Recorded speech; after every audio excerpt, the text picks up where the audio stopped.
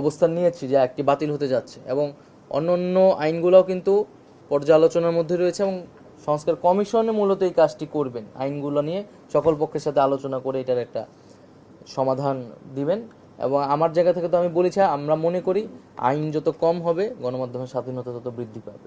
বেতনের বিষয়টা নিয়েও আলোচনা হয়েছে, এবং এখানে আমাদের মন্ত্রণালয় থেকে, অর্থ মন্ত্রণালয়ে কিন্তু সুপারিশ করা হয়েছে, এবং দ্রুত সময়ের মধ্যেই মন্ত্রণালয় থেকে কিছু বকেয়া পায় পত্রিকা যারা আছেন সেটা আমরা নিশ্চিত করব।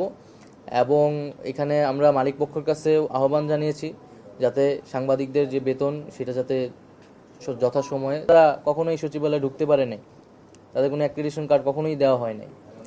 এবং বিগত রেজিমে অ্যাক্রিডিটেশন কার্ডের তো কোনো নীতিমালাই ছিল না, দলীয় কর্মীদেরও দেওয়া হয়েছে, যারা সাংবাদিক না তাদেরকেও অ্যাক্রিডিটেশন কার্ড দেওয়া হয়েছে। তো সেই জায়গা থেকে কিন্তু এই জঞ্জালগুলো আমাদের পরিষ্কার করতে হবে, এবং সেক্ষেত্রে যদি কোনো ভুল ত্রুটি হয়ে থাকে, কোনো নির্বিচারে যদি অপরাধ না করে যদি তার নাম এসে থাকে, সেটি আমরা ব্যবস্থা নিব।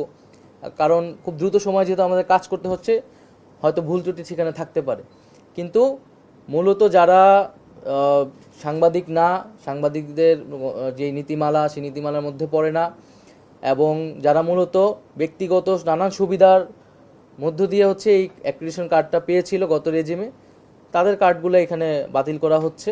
এবং আমরা তো বলেছি যাদের বিরুদ্ধে আইনগত বা আর্থিক অভিযোগ আছে তাদের বিরুদ্ধেও এখানে ব্যবস্থা নেওয়া হয়েছে। তো সেটা নিয়ে আসলে দুশ্চিন্তার কোনো কারণ নেই, এখানে নবায়নের সুযোগ থাকবে, এবং ধীরে ধীরে আমরা এটা নবায়ন করব। এবং যেটা যেটা হচ্ছে কারো যদি সেখানে নাম এসে থাকে, সে যদি আমাদের কাছে সুস্পষ্ট তথ্য প্রমাণ দেয়, তাকে আবার বিবেচনা করা হবে।